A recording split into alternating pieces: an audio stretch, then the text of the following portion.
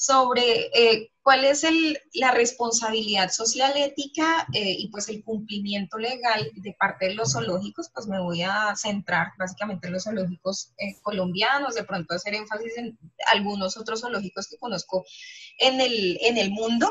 Eh, bueno, eso. Ay, no pasa. Listo.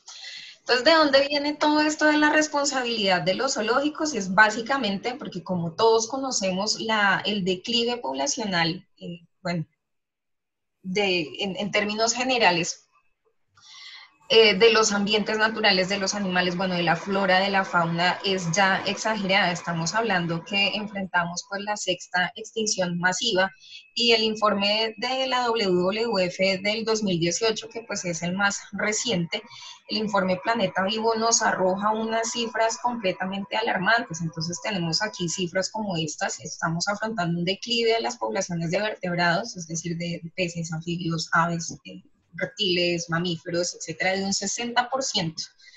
Y bueno, en términos generales, las cifras no son para nada alentadoras. Vemos también que el 75% de la superficie de la Tierra ha sido sometida en alguna medida a un impacto humano. El 20% de la cobertura amazónica ya también se ha perdido. Yo creería que de hecho en estos 2 últimos años, principalmente con todo lo que está pasando en Brasil, bueno, Colombia tampoco es ajena a esa problemática, la deforestación ha estado terrible, y pues esto implica que la pérdida de hábitats también lleva consigo la pérdida de fauna, flora y muchísimos otras riquezas de la gran biodiversidad.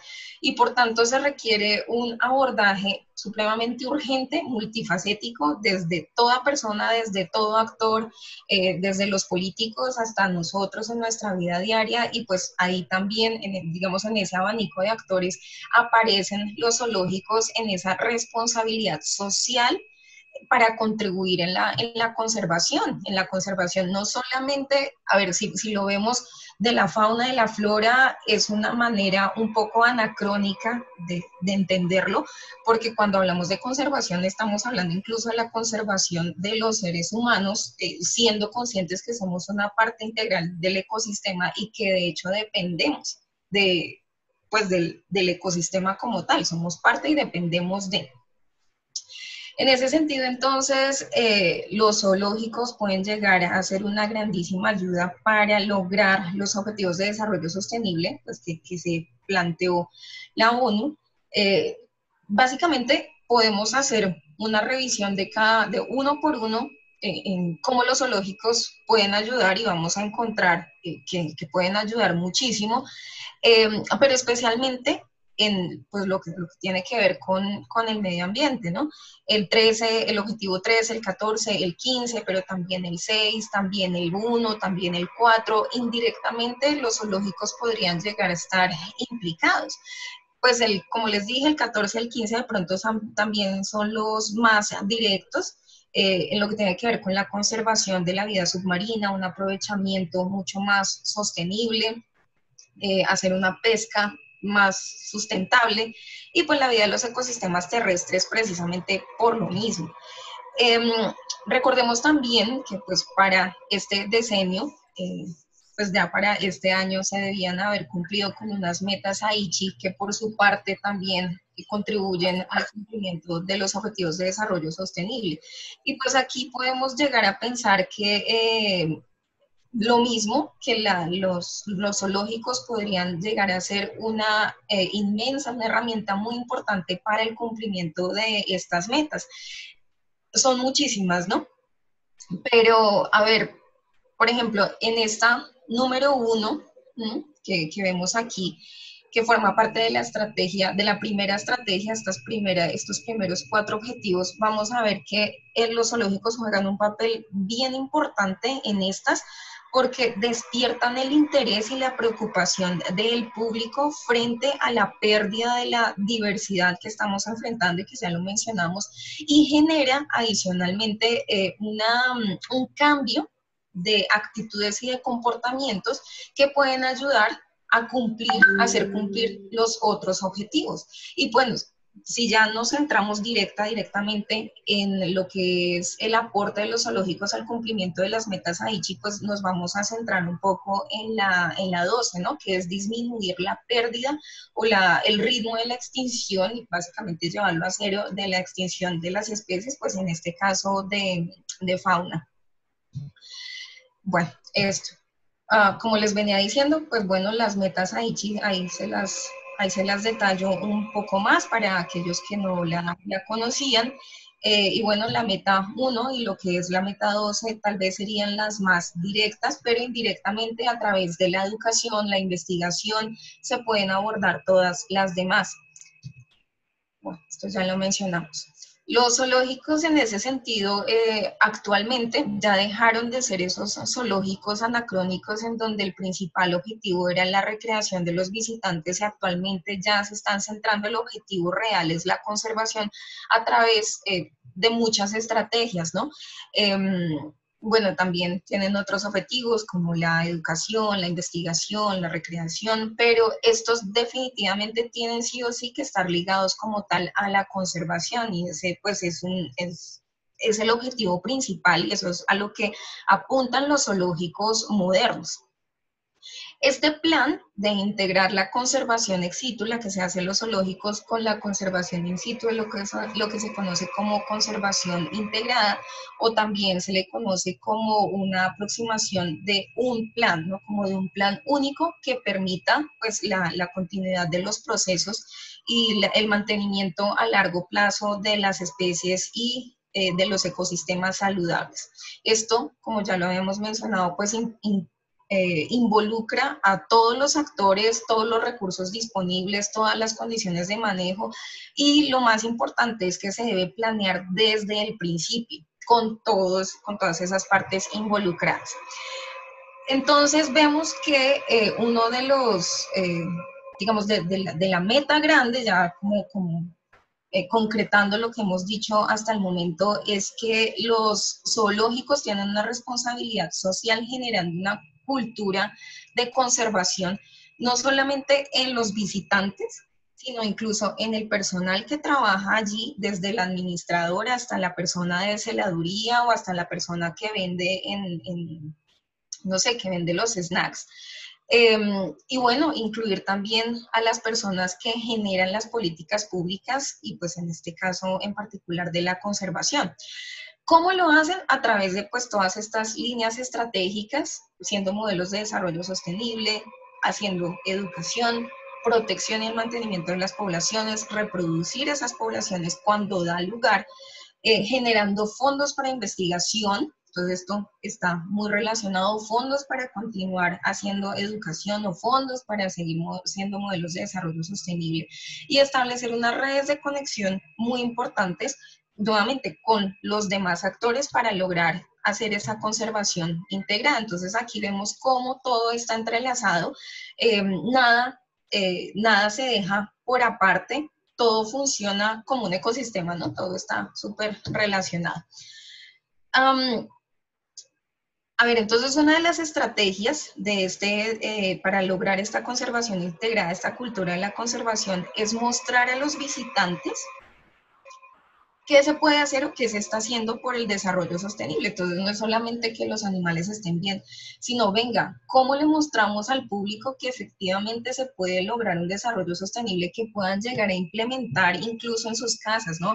Un adecuado manejo del agua, el aprovechamiento de aguas lluvias, el aprovechamiento de la energía solar, el uso de materiales locales para la construcción, o bueno, por lo menos materiales orgánicos para la construcción de algunos espacios en los lógicos, el aprovechamiento de los residuos orgánicos para producir metano y con esto alimentar plantas de energía, el aprovechamiento del compost, la separación en la fuente, muy importante.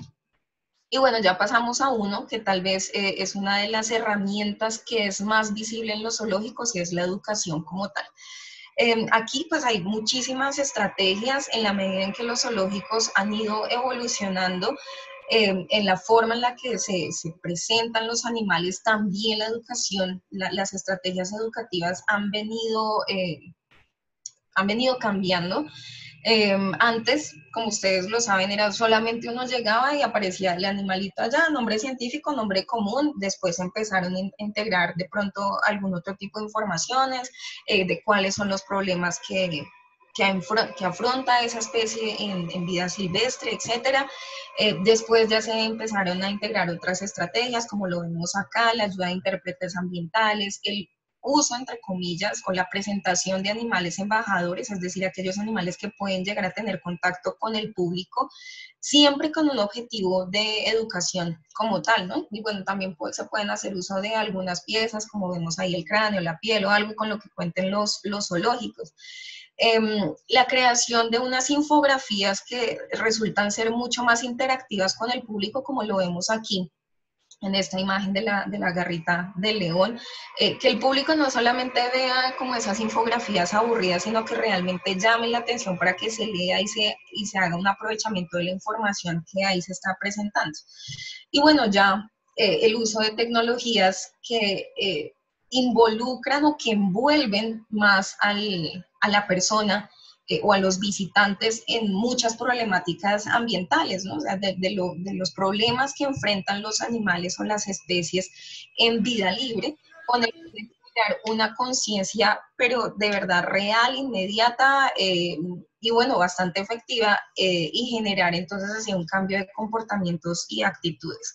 No solamente en los visitantes, sino que muchas de estas estrategias educativas también han superado las barreras de los zoológicos y gracias pues también al internet, a las redes sociales, se ha hecho un acercamiento mayor a esas comunidades, ¿no? Muchas dirigidas efectivamente hacia los más pequeños o bueno, hacia estudiantes de colegio, pero pues también involucran a la comunidad en general a través de videos de YouTube en donde se muestran las buenas prácticas de manejo que se tienen con los animales, se muestran digamos, procedimientos médicos, cómo se hacen, lo que refleja también el bienestar. La gente puede conocer el interior, ¿no? El tras bambalinas de los zoológicos, que es muchas veces lo que los animalistas de pronto no entienden muy bien el manejo al interior de un zoológico, critican.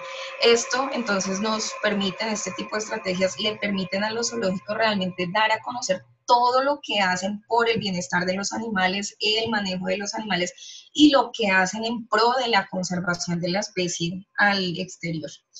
Otras estrategias que también promueven el desarrollo sostenible, información a los visitantes de, venga, hay muchas pesquerías que no desarrollan una pesquería sustentable, ¿no? Que hacen una explotación terrible de los productos, o bueno, de los bienes del océano, y le enseñan a las personas a través de esta información que la pueden tener a la mano, es una guía que se regala para que las personas, bueno, cuando si es que gustan de comer comida de mar, pues tengan una información de en dónde la puedo conseguir dónde puedo conseguir ese alimento sin generar un mayor impacto en los ecosistemas. Chefs que se han involucrado en estas iniciativas y en sus restaurantes solamente venden este tipo de alimentos y todo esto favorecido por los zoológicos. Estrategias como esta para evitar que las personas adquieran eh, las comidas o los empaquetados que están hechos a partir de aceite de palma, que a la final es una de las principales causas de pérdida de los hábitats que está llevando a la extinción a muchas especies, no solamente los orangutanes, sino de muchas otras especies. Aquí en Colombia también tenemos ese grandísimo problema de deforestación para el establecimiento de aceite de palma. Y la gente, bueno, va a los zoológicos y, ay, sí, qué pesar que ese animalito está en vía de extinción, pero muchas veces si no se le da la información al público de qué es lo que puedo yo hacer en mi casa para favorecer la conservación o para detener pues la extinción de estas especies, como que el mensaje que hay, es un animalito que está en extinción, qué pesar. Pero la idea es realmente generar ese impacto, ¿no? Ese cambio de actitud, ese cambio de comportamiento, que la gente realmente se comprometa con múltiples acciones. En este caso, por ejemplo, firmando una petición para que el gobierno reglamente la transparencia en la información. Entonces, que en el empaque sí aparezca aceite de palma y no aceite vegetal como tan genéricamente que lo ponen, ¿no? Que lo presentan. Y también informar sobre tal vez esta marca, si está libre de aceite de palma o utiliza aceite de palma, pero cosechado sustentablemente, etcétera. Estrategias para reciclar celulares y evitar la destrucción de los hábitats de los gorilas de montaña, estrategias también educativas para evitar el uso de algunos plásticos o algunos elementos que generan un impacto terrible en el ecosistema. Aquí en Colombia los zoológicos han hecho mucho énfasis en las estrategias de educación para evitar o para frenar el tráfico ilegal de especies, que es una problemática terrible en nuestro país.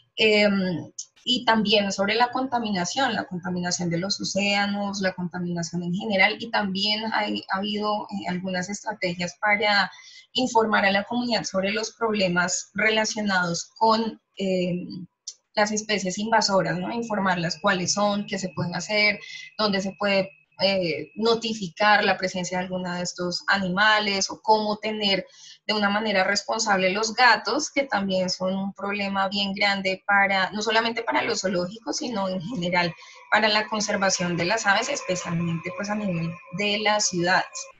Otro aporte pues en esta cultura de la conservación es que muchos zoológicos rescatan o prestan el servicio de rescatar animales que han sido atropellados, que se han encontrado varados, animales heridos en términos generales.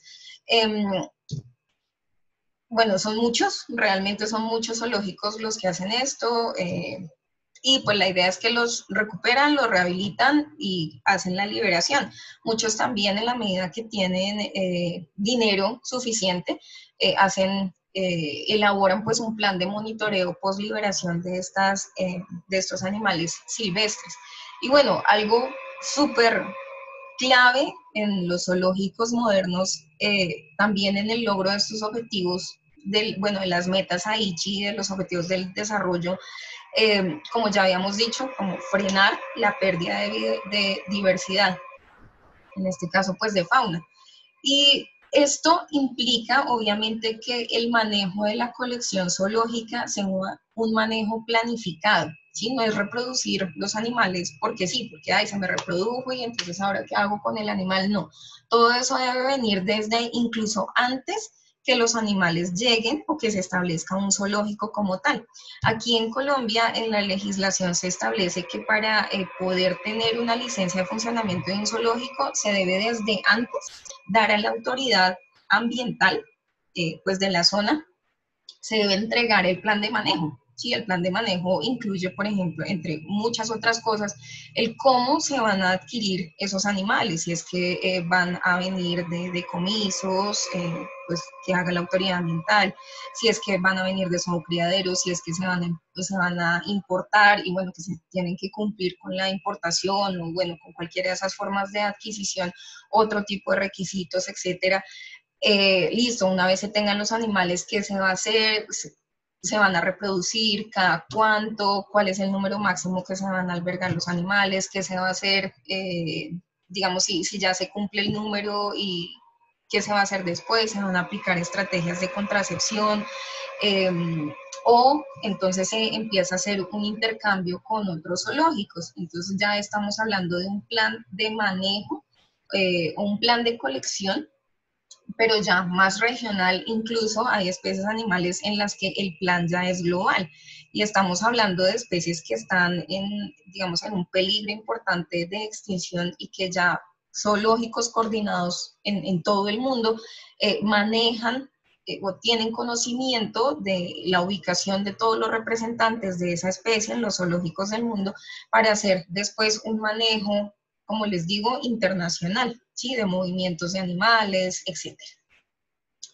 Estas poblaciones de animales que se reproducen pueden llegar a reproducirse solamente para retroalimentar las colecciones zoológicas y pues que no se tenga necesidad de tomar animales de vida libre para traerlos pues bajo cuidado humano, sino que muchas de estos animales, sobre todo las especies que están en peligro de extinción, se reproducen con el fin de poder hacer una reintroducción a vida libre, ¿sí? Esto implica pues que los animales tienen que pasar por un proceso, bueno, bueno, los individuos, pero también las poblaciones, en términos generales, las metapoblaciones de diferentes zoológicos, tienen que ser demográficamente robustas, obviamente, para garantizar la variabilidad genética de las mismas, y también se debe hacer un proceso de rehabilitación comportamental adecuado, porque pues finalmente son animales que han nacido bajo cuidado humano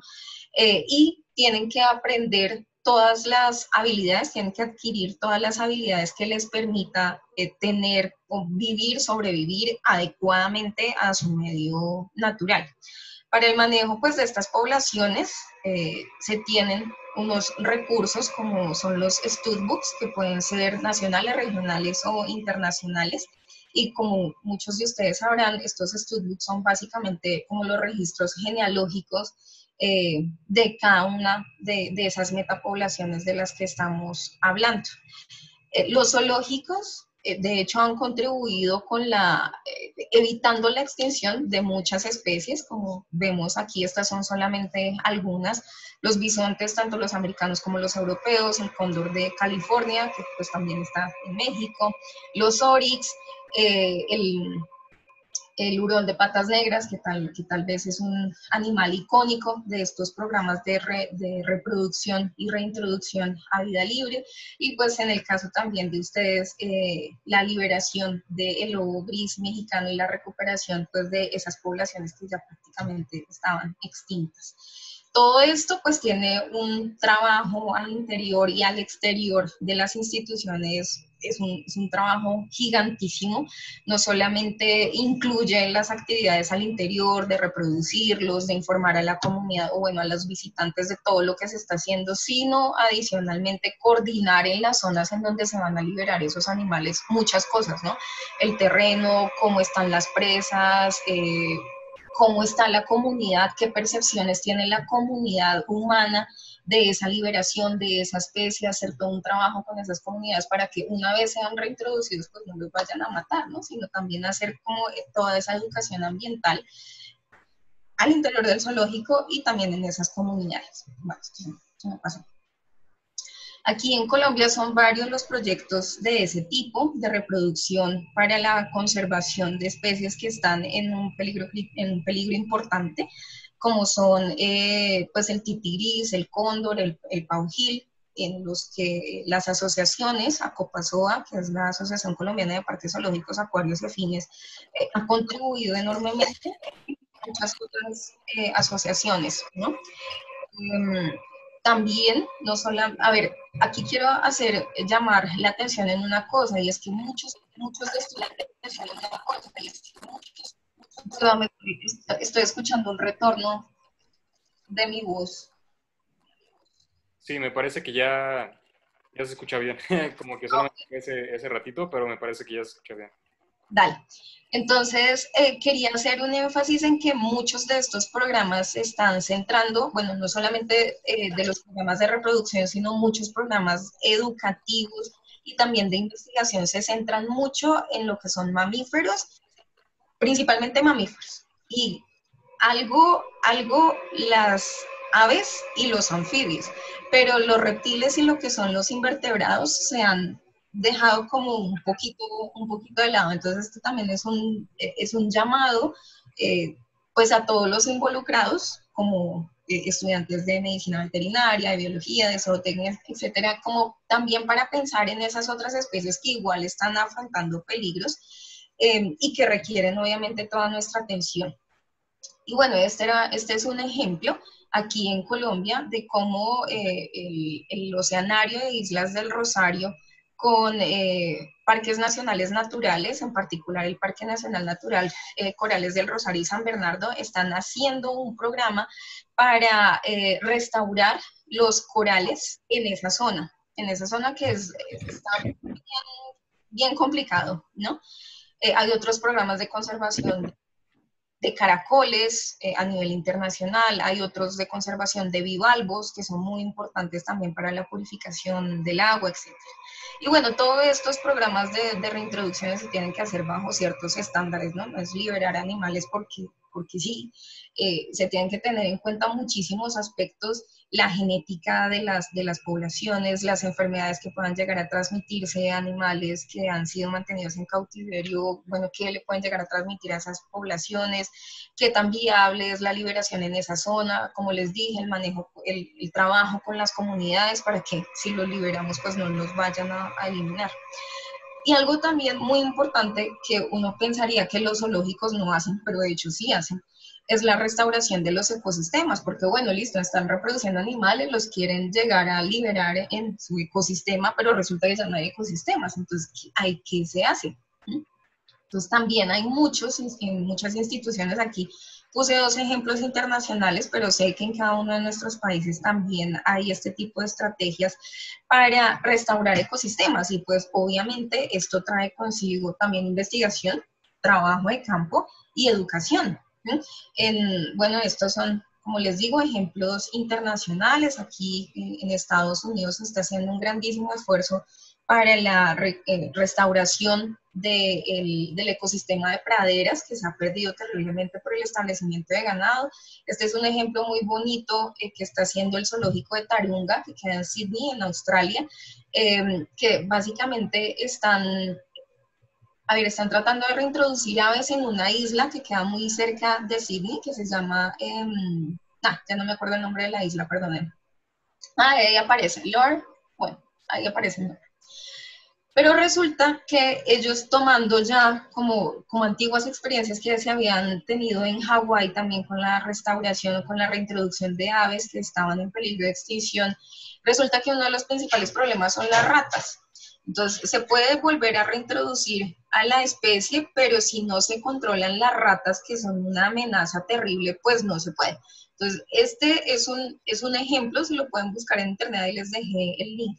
Es un ejemplo muy bonito del trabajo que puede hacer un zoológico para la restauración de los ecosistemas. Aquí en Colombia tenemos un ejemplo, así como para mencionar uno, el zoológico de Cali tiene una estrategia que se llama 100 familias por una montaña, se llama así, más o menos así. Y básicamente es eso, ¿no? Procesos de restauración ecológica con siembra, etcétera. También están involucrados en la protección de la cuenca del río Cali, que está muy cerca del zoológico como tal. Bueno, es como por poner algunos ejemplos. Y los zoológicos pues también no necesariamente tienen que estar directamente involucrados en esas estrategias, en esos proyectos de conservación, de reproducción, etcétera, sino que también pueden llegar a brindar un apoyo financiero a otras instituciones que lo estén realizando. Entonces aquí, esto solamente es un ejemplo de todo el apoyo económico de muchos zoológicos, como lo pueden ver acá en la parte de la derecha, que recibe el proyecto del armadillo gigante, ¿no? De lo que nosotros acá en Colombia conocemos como carro, porque pues es un animal de lo que se conoce mucho la biología, bueno, toda la medicina, todo ese animalito se desconoce mucho y pues ya está en una categoría de amenaza.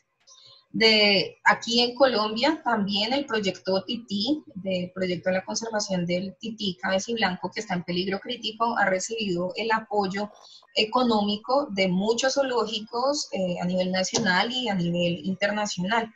Y este también es un ejemplo que recorre todo el mundo, la Fundación Loro Parque, que pues ha invertido bastante dinero en programas de conservación de cetáceos en prácticamente todo el mundo, en toda la zona de distribución de cetáceos, como ustedes lo pueden ver ahí en ese mapa.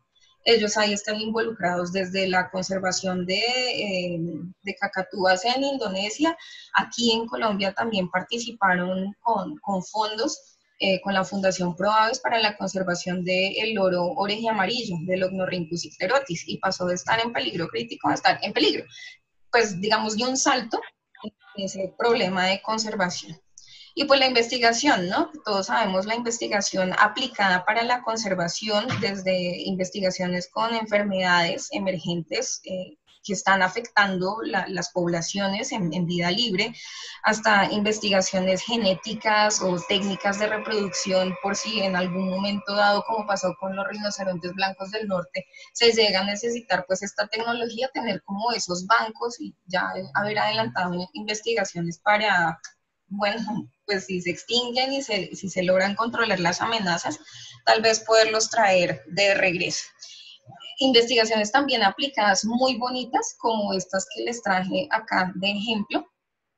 En la de arriba es una investigación que se está desarrollando en Australia para utilizar las señales olfativas que utilizan los dingos y básicamente a través de la orina se están evaluando los componentes de la orina y de las heces para utilizarlos como repelentes y que se evite ese conflicto de ganado con los dingos e incluso también con otros predadores. Ustedes saben que pues Australia desafortunadamente ha sido víctima de la invasión de muchos animales como los zorros, entonces también como una estrategia para ahuyentar a los zorros.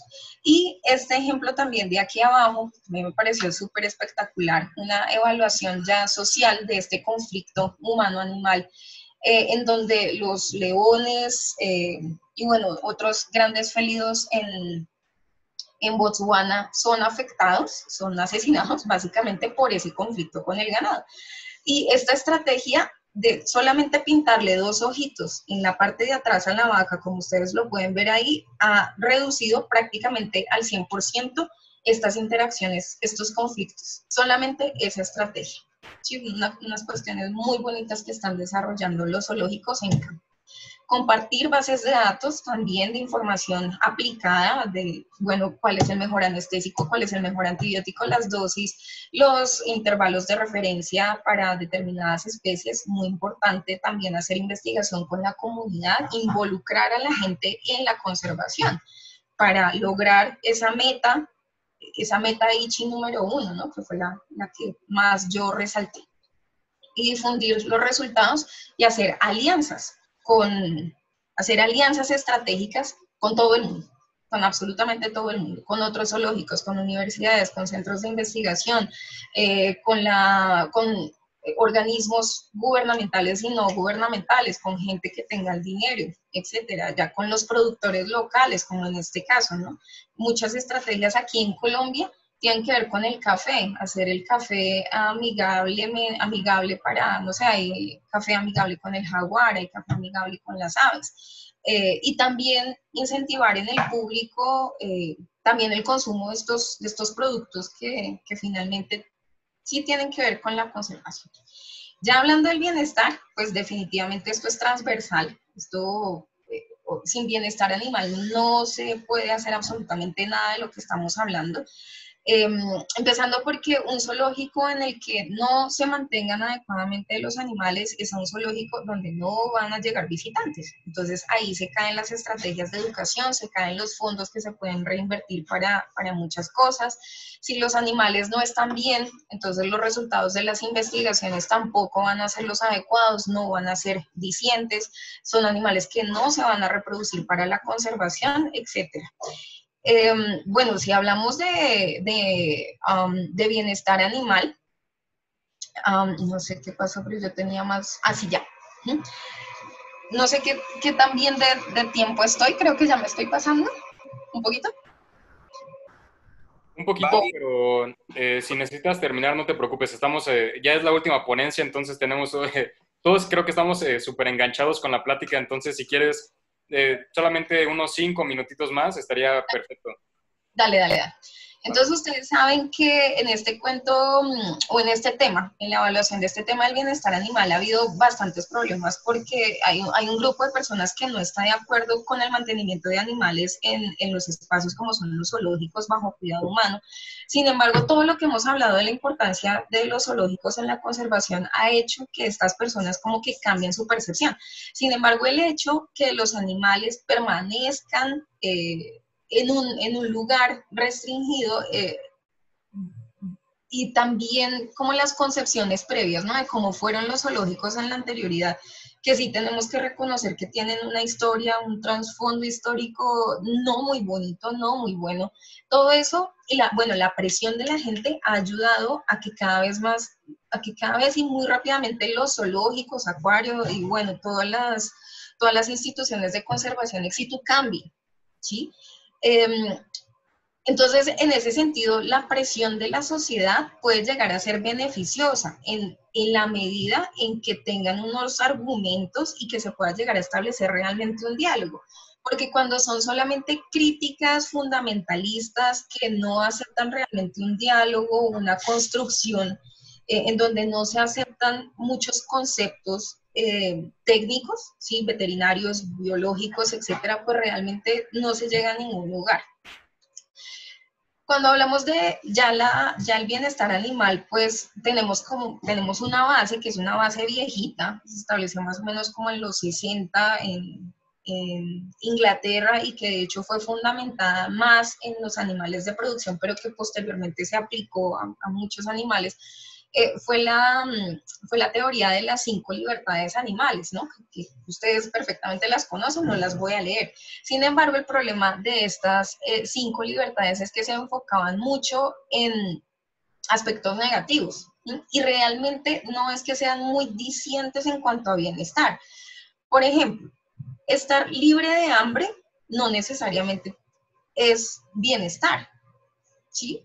Si ustedes ahorita, 7 de la noche, sienten un poquito de hambre porque ya es como hora de tomarse un alguito, ¿eso implica necesariamente que ustedes están mal renal? No, esto significa simplemente que es una estrategia del cuerpo, una estrategia fisiológica para decirle, venga, hay que ir a comer, ¿cierto?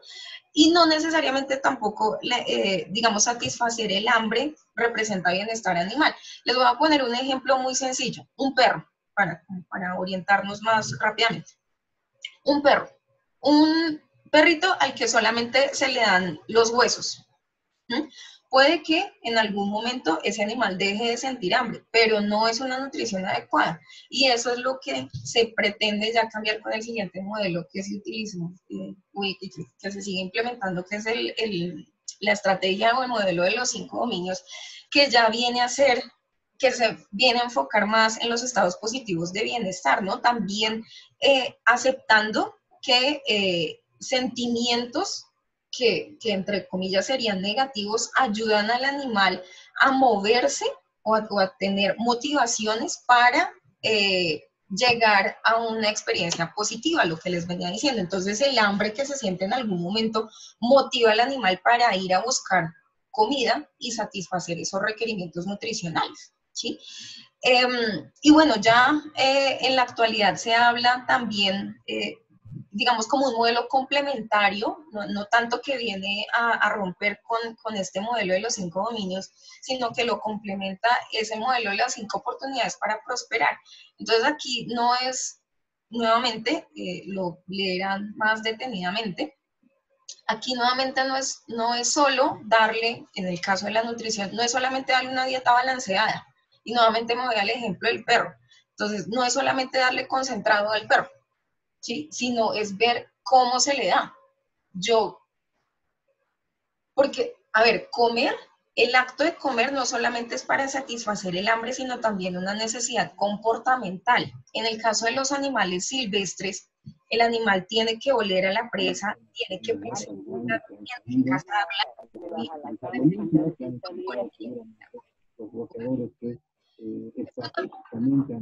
Me parece que hay un problema de audio, me parece. Sí, creo que sí. Ah, perfecto, ya se cerró el micrófono. Entonces, nuevamente con el ejemplo del perro. Entonces, antes le damos hueso, después concentrado, pero ya después la gente dice, no, pero es que darle concentrado no es bienestar. Entonces, ahora démosle comida fresca o dieta BARF, que se aproxima más como a la naturalidad de lo que sería la especie, ¿no? De sus antecesores. Y hay gente que incluso hace también enriquecimientos ambientales con comida en sus perros. Y eso es también lo que se pretende en los animales que están en las instituciones de conservación ex situ. Es muy parecido, yo lo interpreto, algo muy parecido a lo que nosotros hacemos en rehabilitación. Es tratar de conseguir esos comportamientos completos y un catálogo comportamental, un abanico bastante amplio para garantizar pues ese bienestar animal. Las asociaciones la ALPSA y más, bueno, en este caso traigo el ejemplo de la Asociación de Zoológicos y Acuarios, tienen unos manuales para muchas especies y que pues en su interior uno encuentra información de todo tipo que permite establecer como unos estándares mínimos de bienestar y que los zoológicos que quieren acreditarse con, en este caso con la ASA, deben cumplir, sí o sí deben cumplir. El enriquecimiento solamente, a ver, mucha gente confunde bienestar animal con solamente el enriquecimiento, pero eso no es así. Detrás de esto hay veterinarios que se preocupan por la salud, nutricionistas, etcétera, algo pues de lo que ya hemos hablado. Bueno, los certificados, etcétera.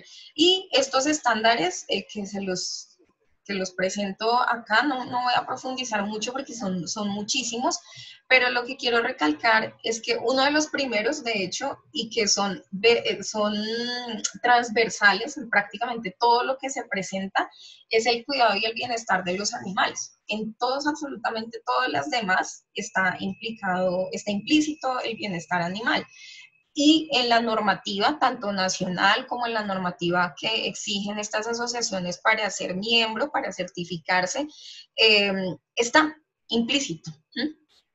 Eh, Empezando por el plan de colección, que ya les mencioné, que de por sí ya tiene información de cómo se va a hacer ese manejo y ese manejo adecuado en bienestar de los ejemplares que se tienen.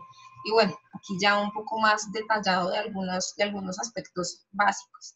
Hay otros hay otras certificaciones, hay otras empresas, digámoslo así, que se especializan en certificar de una manera independiente, pero a la final van a tener en cuenta muchísimas cosas de las que ya hemos hablado. Este, por ejemplo, es un certificado humanitario de es americano y que es bastante completo.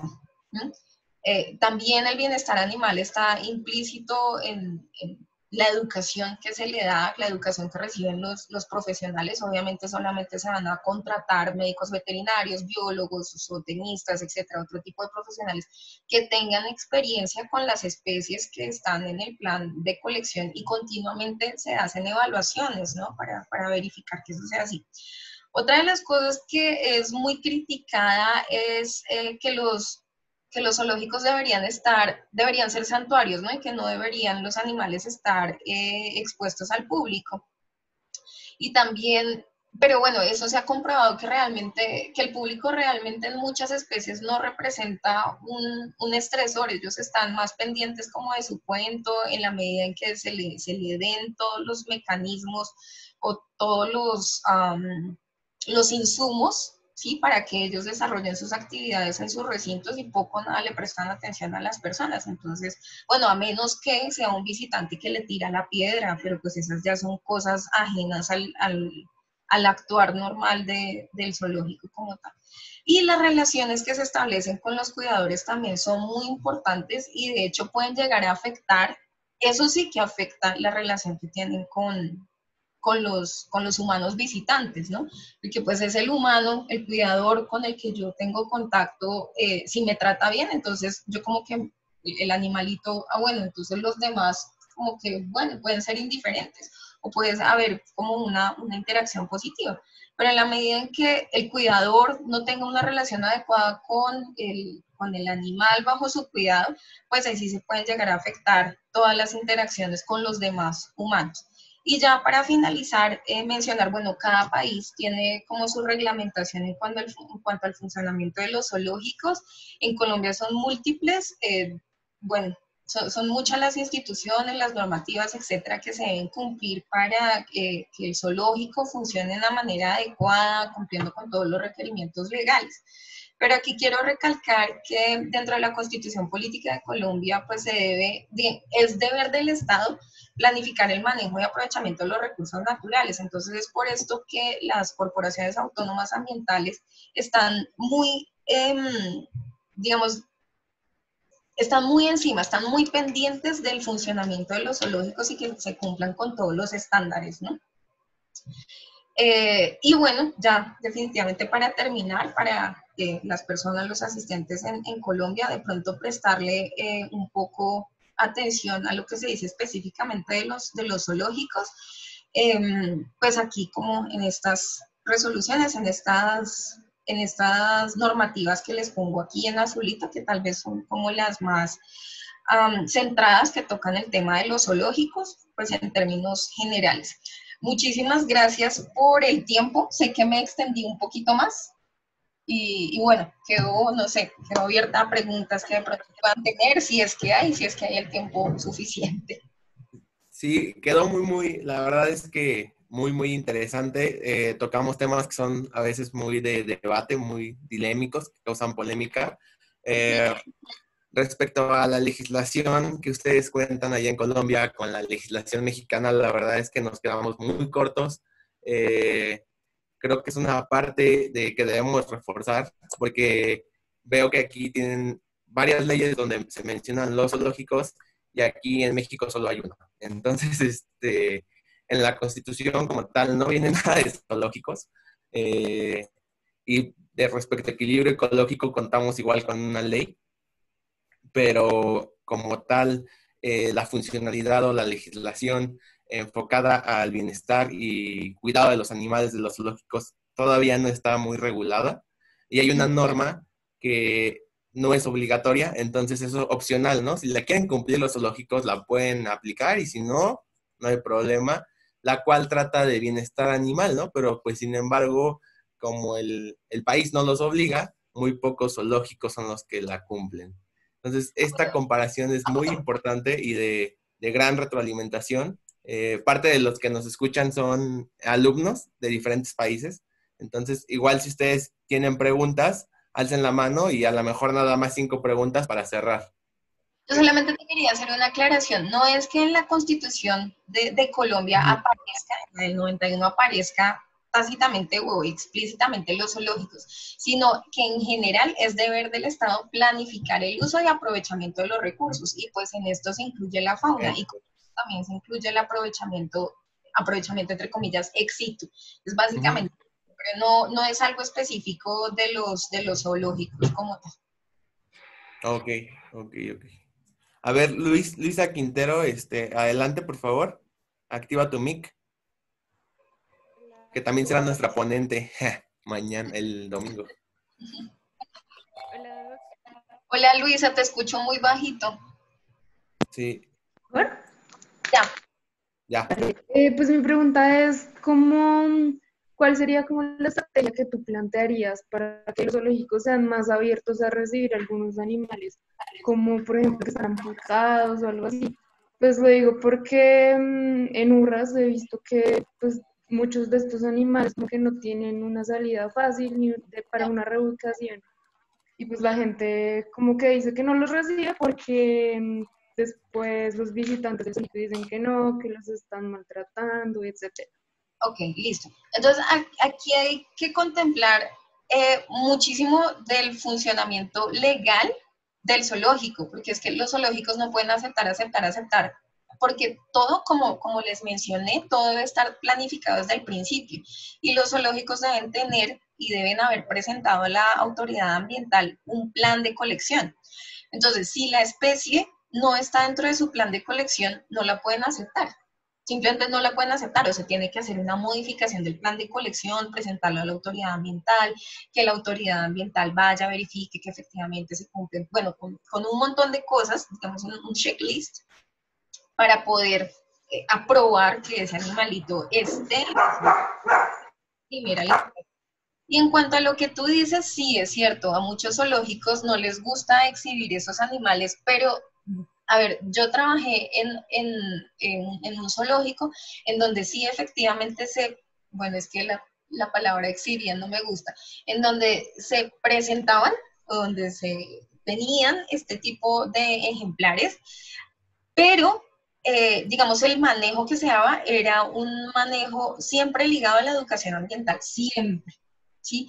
Podían faltar intérpretes ambientales en otras exhibiciones, pero en esa siempre había un intérprete ambiental precisamente para aclararle a la gente que los problemas físicos o comportamentales de esos ejemplares estaban relacionados con un manejo digamos, o con accidentes o con un conflicto humano-animal que se ha presentado previamente y que se le estaba dando la oportunidad de vida con bienestar animal a esos animales, sí, a los ejemplares que estaban allí. Entonces, sí o sí debe estar ligado siempre. Es cierto, uno cuando llega a un zoológico y ve un animalito que como que, uy, si nosotros teníamos un águila como Capitán Garfio, un águila en Sí, exacto. pero sí, lo que te digo, siempre estaba el intérprete ambiental allí e incluso pues también se tenía una información y eso era una estrategia muy buena. Yo participé varias veces cuando estábamos en temporada turística, en temporada vacacional, que llegaban muchos grupos y a veces los intérpretes ambientales no daban abasto. Yo participaba también en esas charlas y la gente realmente veía todo, digamos, el producto de esas malas actitudes hacia la fauna y lo criticaban en el sentido que criticaban esas actuaciones que habían derivado en, digamos, en esos resultados físicos en el animal y por el contrario felicitaban a la institución, felicitaban al zoológico por hacer esas estrategias educativas y por mantener adecuadamente esos animales, por darles una segunda oportunidad.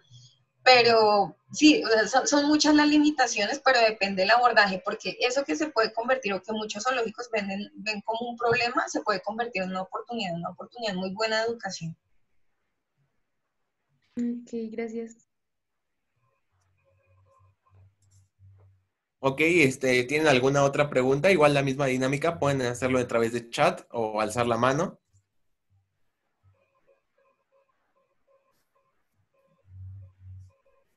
Creo que ya no. Creo que hay Ah, una pregunta en el chat, ¿no? A ver. Ok, Carlos Alberto Morales nos pregunta, ¿no le parece que aunque tenemos varias normas en Colombia, hace falta una legislación más rigurosa con estándares claros y específicos para la actividad de los zoológicos? vale, buena pregunta. Colombia tiene mucha legislación, mucha, demasiada, es demasiada. Lo que se necesita es aplicarla. Eh, Acopasoa tiene unos estándares, digámoslo así, tiene unos estándares para que las instituciones se acrediten, ¿sí?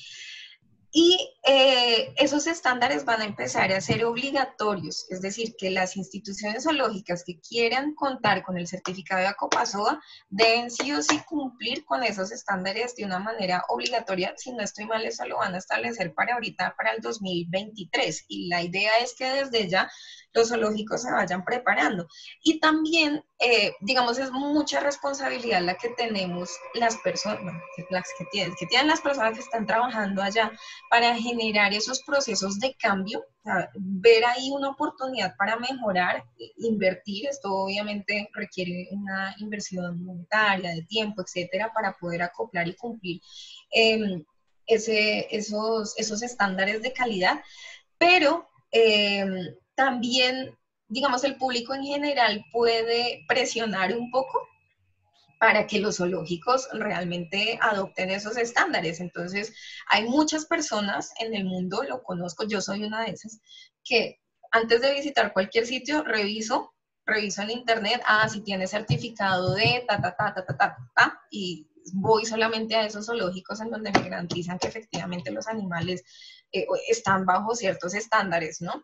Y muchísima gente tiene tiene en la cabeza eso, de yo solamente voy a ir a un sitio, voy a dejar mi dinero en un lugar en donde yo sé que se invierte realmente en el bienestar animal, en la conservación, Entonces, las personas del común, el público en común, tiene una oportunidad de influenciar fuertemente esas estrategias realmente de mejora de los zoológicos, sin decir que estén mal, porque conozco zoológicos que están muy bien, ¿sí?